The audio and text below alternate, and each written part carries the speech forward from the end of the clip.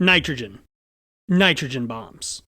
Timothy McVeigh. So this dude was really crazy. Not only was he the deadliest domestic terrorist in U.S. history, but he was easily one of the worst Timothys this country has ever produced. On April 19th, 1995, Timothy McVeigh drove his truck up to the Alfred P. Murrah Federal Building first thing in the morning, and then about 3 minutes later, the bombs detonated, instantly destroying a third of the building. And it was truly horrific. 168 people died, including 19 children who were in a daycare on the second floor, and another 680 were injured. It was so horrific that even Timothy McVeigh would later say that he would have chosen a different location if he had known about that daycare center. Although, I wouldn't rush to believe this guy on anything. Within an hour and a half of that explosion, this dude was in handcuffs, got pulled over for driving with no license plate on his car, and then got arrested for having a concealed firearm on him. I'm always amazed by these people who commit these horrible crimes that they plan out for months and then get arrested for some bullshit like right away. Seriously, if you're about to bomb the federal government, at least make sure your escape car has a license plate on it. It kind of reminds me of OJ running at red light shortly after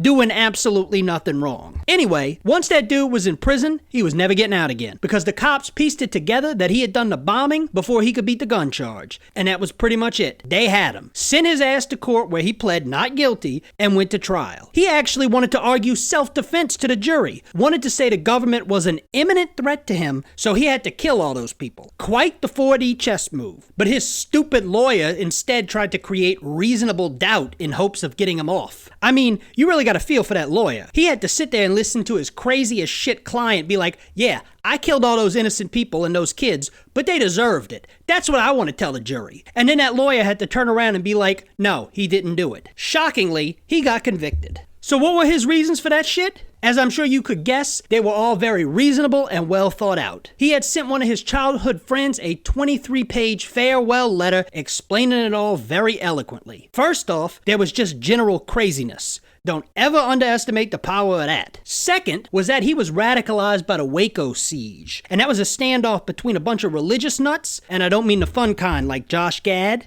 No. They were held up in a compound in Texas, and so naturally the FBI set them all on fire, including 28 kids, which you gotta do. And none of them were charged either. That infuriated Timmy, as did the recent push for gun control, which he thought showed the federal government was getting tyrannical. And finally, it was because he wanted to avenge the honor of Hillary Clinton after that whole Monica Lewinsky scandal, which he anticipated by 3 years, I assume. Actually, knowing Bill Clinton, that part's probably true. Plus, I figure that dude's gotta be at least a little jealous, because even though he was evil and crazy, he was never rich enough to make it to that Epstein Island with all those manatees and the snorkeling. Never even had a chance to get at them 9-year-olds like everybody else who made it on that island, who were also never charged. Even though I'm sure quite a few childhoods were ruined at that place too. So that was why he did it, and frankly, without Johnny Cochran there, I don't think any of that shit would have played well with the jury. So his lawyer probably made the right move. Anyway, one of Timothy McVeigh's favorite quotes that he used to use as his outgoing message on his answering machine, which was kind of like the 90s version of Twitter, follow me by the way, was Patrick Henry's "Give me liberty or give me death." Well,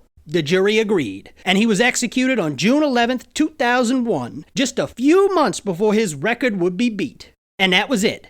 Timothy McVeigh, dropping the worst kind of N-bombs. By the way, sorry about that clickbait title, but don't worry, I ain't looking for some Joe Rogan moment. Although actually Spotify, that would be great. And for $100 million, I'll say anything you want me to say. Like, subscribe, pay me, oh, and watch my other shit.